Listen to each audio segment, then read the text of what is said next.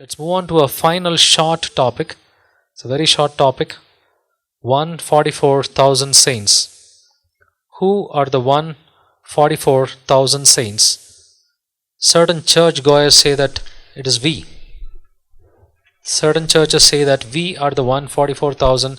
Sometimes they have more than 144,000 people in the church. They have 1,000,000 people and still say that we are the 144,000. Who are the 144,000 saints? Let's read Revelation chapter 7, verses 2 and 3. Then I saw another angel ascending from the east, having the seal of the living God. And he cried with a loud voice to the four angels to whom it was granted to harm the earth and the sea, saying, Do not harm the earth, the sea, or the trees, till we have sealed the servants of our God on their foreheads.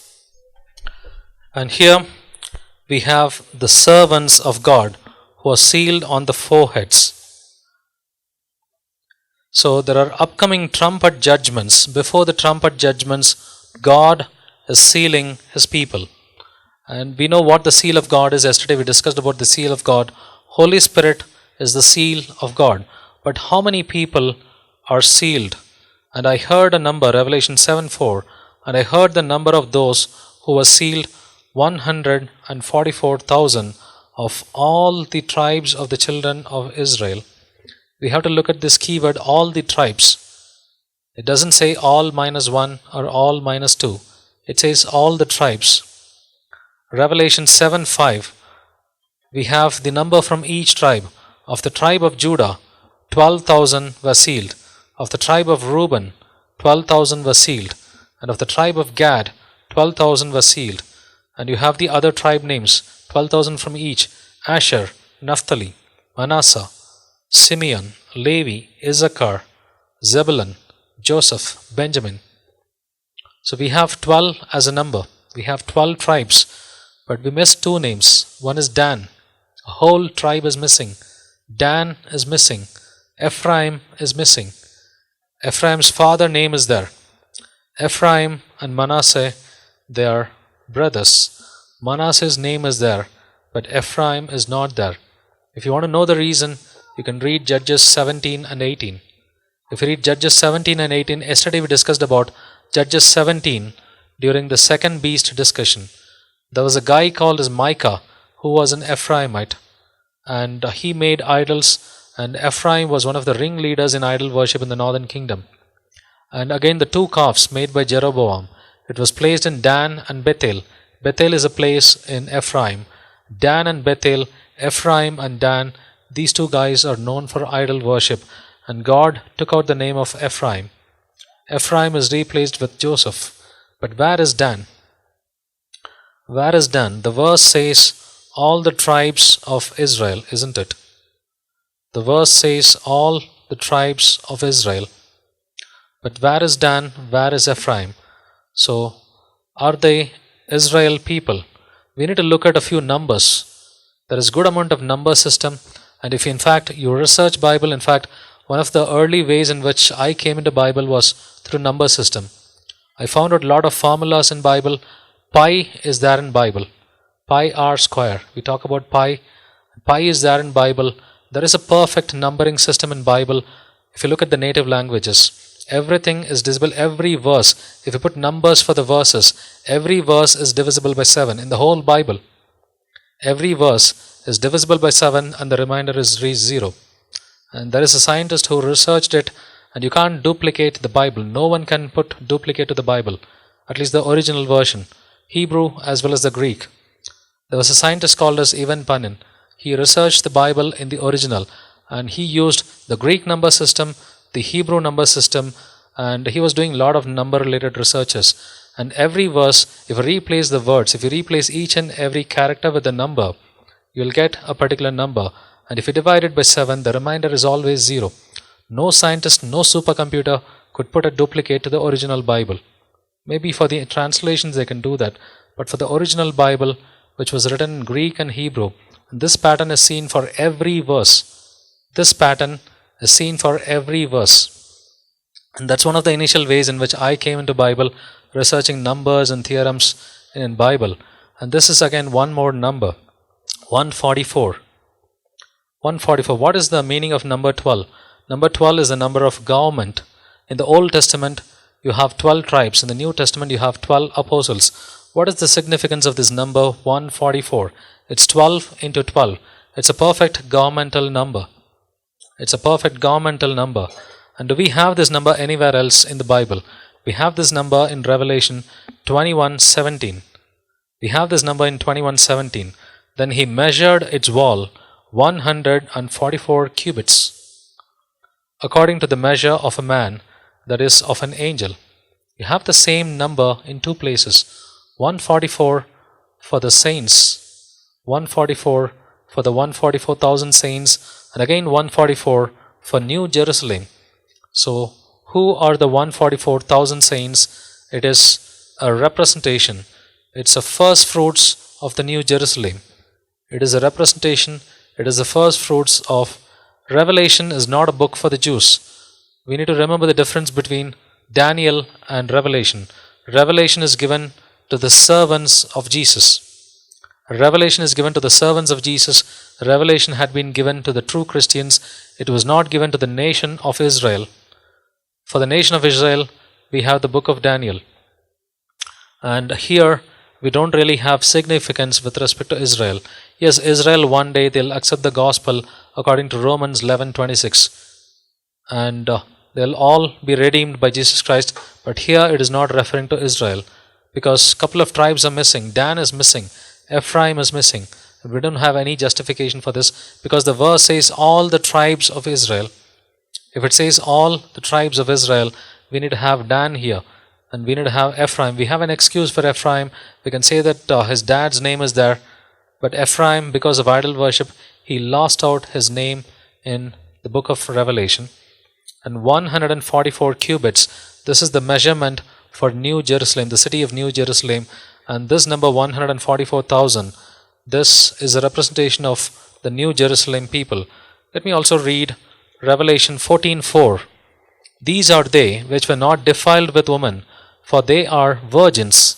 These are they which follow the Lamb whithersoever he goeth. These were redeemed from among men, being the first fruits unto God and to the Lamb. These 144,000 are called as virgins. Who is a virgin according to 2 Corinthians 11? 2 Corinthians 11:2. It is the church. Church is called as a virgin. And we have lots of other verses to back it up. Yesterday during the Whore of Babylon discussion, we discussed about who is a virgin and who is a harlot. Even in Old Testament, Isaiah, there are verses about Israel being portrayed as a virgin. The church is called as a virgin. And here these people are portrayed as a virgin. And these people are a representation of the church, which is the heavenly Jerusalem, the New Jerusalem. The 144,000 number, this is a perfect representation of the church, which is New Jerusalem. The verse says all the tribes, but we are missing a couple of tribes. Ephraim and Dan are missing, because you can go and read the idol worship they did in Judges chapter 17 and 18. So when it says all the tribes, and if they're missing, and you should also remember a couple of verses in Revelation, who is a real Jew? Revelation 2:9, Revelation 3:9. If someone can read that, Revelation 2:9 and Revelation 3:9. Let me get it from KJV here. I know thy works and tribulation and poverty, and I know the blasphemy of them which say they are Jews and are not, but are the synagogue of Satan. Jesus has completely changed the meaning of who a Jew is, who a person of Israel is. So he is calling some of the Jews who are not accepting Jesus as a synagogue of Satan.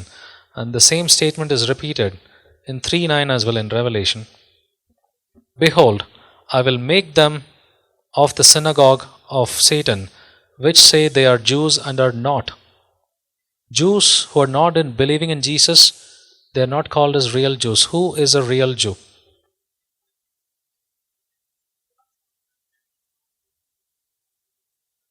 Let's read Romans 2:28. For he is not a Jew which is one outwardly. Romans 2:28. For he is not a Jew, which is one outwardly, neither is that circumcision which is outward in the flesh, but he is a Jew, which is one inwardly, and circumcision is that of the heart, in the spirit, and not in the letter, whose praise is not of men, but of God. A true Jew is a true Christian. And right now, Jews in flesh, we shouldn't be calling them as Jews. There are a lot of spiritual meanings that we have in the New Testament. Building church is gone. Right now, we are the church. Building church is gone. We are the spiritual church of God. Similarly, the meaning of Jerusalem is gone. Right now, we have New Jerusalem. And again, the meaning of Jew is also gone. We are the true Jews of Jesus. We are the Israel of God. And Apostle Paul writes in one of his letters, we are the Israel of God. It's the true Christians. And there is also an allusion to Ezekiel chapter 9. If you look at Ezekiel chapter 9, you'll be finding that people are getting the seals. The seal is also available in the Old Testament. So this 144,000, this is a representation of the New Jerusalem church. These are called as the first fruits. Let's have a look at the lie. There is no guile in their mouth. There is no lie in their mouth. What is meant by a lie? Romans 1:25. Who changed the truth of God into a lie and worshipped and served the creature more than the Creator, who is blessed forever. Amen. A lie is nothing but a creature or an idol. A lie is an idol. Those who are not doing idol worship, it means that there is no lie in their mouth. Lie is nothing but idol worship or idolatry. And let's look at Amos 2:4. Their lies cause them to err, after the which their fathers have walked. The lies are nothing but idols. Isaiah 28:15. For we have made lies our refuge. Here idols. Idols are called as lies our refuge. Jeremiah 16:19-20. Surely our fathers have inherited lies, inherited the idols. Idols are called as lies. Revelation 21:8. Idolaters and all liars. Idolaters and all liars shall have their part in the lake which burneth with fire and brimstone. And you can see this phrase, idolaters and all liars. Anyone who is doing an idol worship is a liar. Revelation 21:27. And there shall by no means enter it anything that defiles or causes an abomination or a lie. Anyone who is doing idol worship, they'll not be able to enter into New Jerusalem. Zephaniah 3:13. The remnant of Israel. It's nothing but the church. The remnant of Israel shall not do iniquity, nor speak lies. So there is a literal lie, there is also a spiritual lie. The spiritual lie is called as idol worship. The 144,000 which is sealed at the end of the sixth seal are Christians. Remember that Revelation is a Christian book. It's written for the servants of Jesus. It's not written for the nation of Israel. For the nation of Israel, they have Daniel. We have Revelation. This is written for the church, and church is available everywhere. The church is more important than the people of Israel. The people of Israel, if they accept Jesus Christ, they'll become part of the New Jerusalem, because New Jerusalem is called as the mother of us all. New Jerusalem is called as the mother of us all. The mother of all the true believers is New Jerusalem. And this 144,000 saints, it's a symbolic representation of New Jerusalem church. And for which we'll have to again look at this verse. For us to understand this 144 number, the key verse is Revelation 21:17. Then he measured its wall 144 cubits. This is the one that unlocks the number 144. It's a representation of the true church of God. It's a representation of the New Jerusalem. So with this, we complete all our sessions. Thank you, brothers and sisters. If you have any questions, please.